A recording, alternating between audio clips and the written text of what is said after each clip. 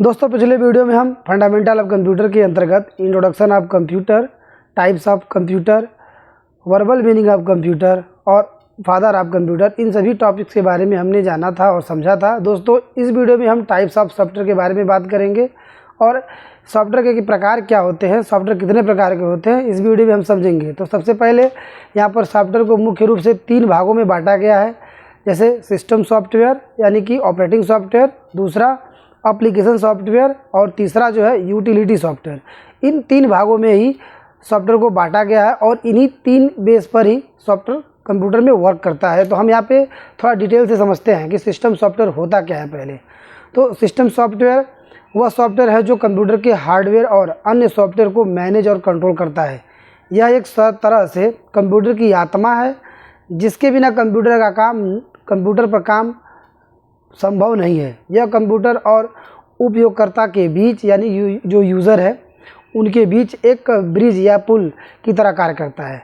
तो इसे हम आसान भाषा में समझें तो जैसे जिस प्रकार से मनुष्य के शरीर के लिए आत्मा ज़रूरी होता है, तभी हाथ पाँव और ये मुंह हो गया, आँख हो गया देखती जैसे, और ये सभी चीज़ें वर्क करती हैं। ठीक उसी तरीके से कंप्यूटर के लिए ऑपरेटिंग सॉफ्टवेयर ज़रूरी है। जैसे मोबाइल है, मोबाइल कभी वर्क नहीं करता है, तो मोबाइल में जब ऑपरेटिंग सॉफ्टवेयर जो है वो ख़राब जब हो जाएगा, चाहे डैमेज हो जाएगा या फिर करप्ट हो जाएगा, तो मोबाइल वर्क नहीं करेगा। मोबाइल का कोई भी फंक्शन आप ओपन नहीं कर सकते, देख नहीं सकते, चला नहीं सकते। ठीक उसी प्रकार से जैसे एक आदमी के शरीर के अंतर्गत जब आत्मा नहीं रहेगी तो हाथ पैर काम करना बंद कर देंगे। ठीक उसी तरह से ही कंप्यूटर में भी, लैपटॉप में भी ऑपरेटिंग सॉफ्टवेयर होना ज़रूरी है, क्योंकि जब सॉफ्टवेयर इंस्टॉल हो जाएगा तो जो भी उसके कंपोनेंट है, जैसे कीबोर्ड है, माउस है और भी उपकरण जैसे प्रिंटर है, मॉनिटर है, ये सभी चीज़ें प्रॉपर वर्क करती हैं और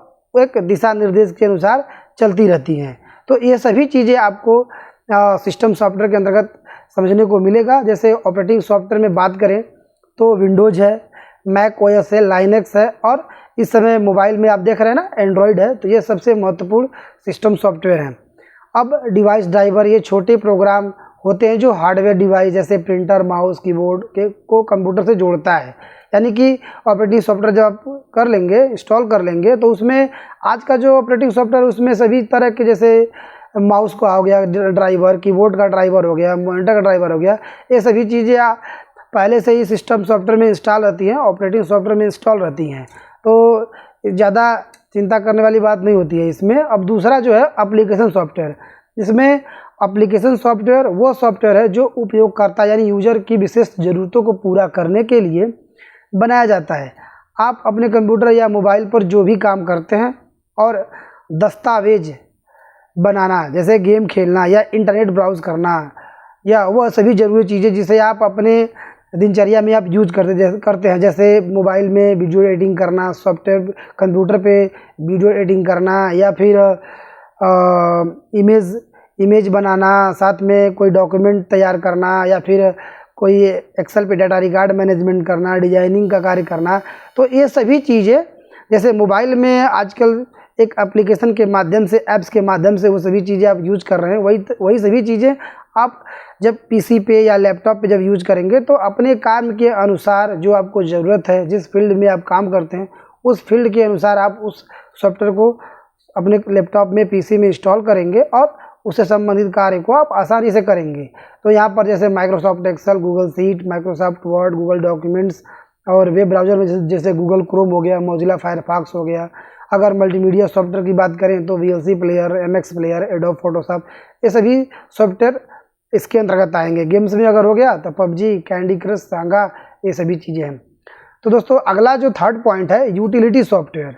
यूटिलिटी सॉफ्टवेयर ऐसे प्रोग्राम होते हैं जो कंप्यूटर को ठीक और कुशलता से चलाने में मदद करते हैं। ये सीधे उपयोगकर्ता के काम के लिए नहीं होते हैं, बल्कि कंप्यूटर के रख रखाव और सुरक्षा के लिए होते हैं।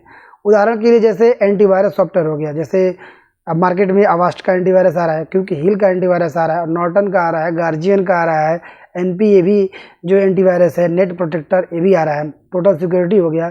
तो ये जो एंटीवायरस है, ये जब आप कंप्यूटर पे बराबर वर्क करेंगे तो इसमें कुछ न कुछ कमियां आती रहेंगी। जैसे अगर एक व्यक्ति दिन प्रतिदिन डेली का डेली काम करता रहेगा तो जाहिर सी बात है कि सामान्य तौर पे उसको कुछ न कुछ कमियां, जैसे थकावट महसूस होगा या फिर बुखार हो सकता है, बदन में दर्द हो सकता है। तो इन सभी चीज़ों के लिए वो दवा लेता है। तो ठीक उसी प्रकार से जब आप कंप्यूटर पे वर्क करेंगे, इंटरनेट यूज़ करेंगे, तो उसमें नए नए तरह के सॉफ्टवेयर, नए नए प्रकार के वायरस आते हैं जो सिस्टम को स्लो कर देते हैं और चलने में थोड़ी असुविधा होती है। तो जब आप एंटीवायरस इंस्टॉल करेंगे और एंटीवायरस के माध्यम से उनकी जब रिपेयरिंग करेंगे, स्कैनिंग करेंगे, तो जो भी उसमें वायरस होंगे उसे वो डिटेक्ट करके उसे रिमूव कर देगा। डिस्क डिफ्रेगमेंट या डिस्क पर फाइलों को व्यवस्थित करता है। जैसे कि बहुत से आपका बेकार फाइलें होती हैं, वेस्टिंग फाइलें होती हैं, उनको भी वो थोड़ा व्यवस्थित करता है। बैकअप सॉफ्टवेयर या आपकी फाइलों को बैकअप बनाने में मदद करता है। इसमें एक बैकअप सिस्टम होता है। जैसे अगर आपका विंडोज़ है तो उसका आप अगर बैकअप लेना चाहते हैं तो उसे आप बैकअप ले सकते हैं और बैकअप बना करके फिर बाद में उसे आप विंडोज़ पे उसे आप इंस्टॉल कर सकते हैं, रिस्टोर कर सकते हैं, ऐड कर सकते हैं। डिस्क क्लीनर या बेकार फाइलों को हटा करके स्टोरेज खाली करता है। जैसे कि आप जब डेली यूज करेंगे तो उस तरह से बहुत सी बेकार फाइलें जो होती है ना, धीरे धीरे स्टोर कर लेती हैं और ज़्यादा स्पेस लेती हैं, जैसे कि 1 GB 2 GB 4 GB। तो जब इनको आप रिमूव करेंगे, डिलीट करेंगे, तो सिस्टम थोड़ा आपका अच्छा स्मूथ वर्क करने लगता है।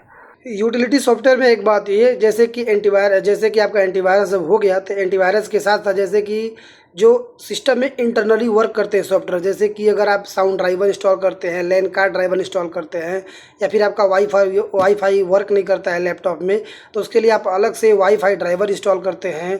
या फिर आपका अगर डिस्प्ले अच्छी क्वालिटी में, जैसे HD क्वालिटी में नहीं शो कर रहा है, तो उसके लिए भी आप वीडियो डिस्प्ले का जो सॉफ्टवेयर होता है, तो उस तरह का ड्राइवर, यानी कि अलग अलग ड्राइवर आते हैं जो सिस्टम में इंटरनली वर्क करते हैं और उनको सपोर्ट करते हैं और इसके जो फीचर्स होते हैं उसको और बेहतर तरीके से आपके समक्ष ला देते हैं। तो ये सभी सॉफ्टवेयर आपका यूटिलिटी सॉफ्टवेयर के अंतर्गत आएंगे। जैसे एंटीवायरस हो गया और सिस्टम का जो ड्राइवर हो गया जो इंटरनली वर्क करता है। मैंने आपको बताया ना, लैन ड्राइवर या फिर wifi driver, sound driver, audio driver, ये फिर VGA ड्राइवर।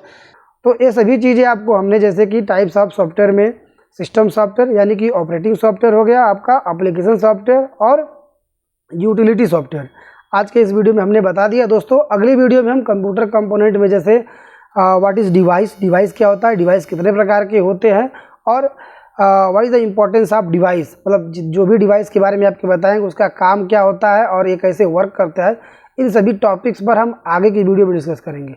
तो दोस्तों मेरे द्वारा ये प्रयास है कि डेली मैं वीडियो अपलोड करता रहूँगा, जिससे आपको फंडामेंटल ऑफ कंप्यूटर के साथ साथ Windows, Microsoft office, internet browsing, साथ ही साथ टैली अकाउंटिंग, ये सभी चीज़ों के बारे में आपको बेहतर से बेहतर जानकारी दे सकूं।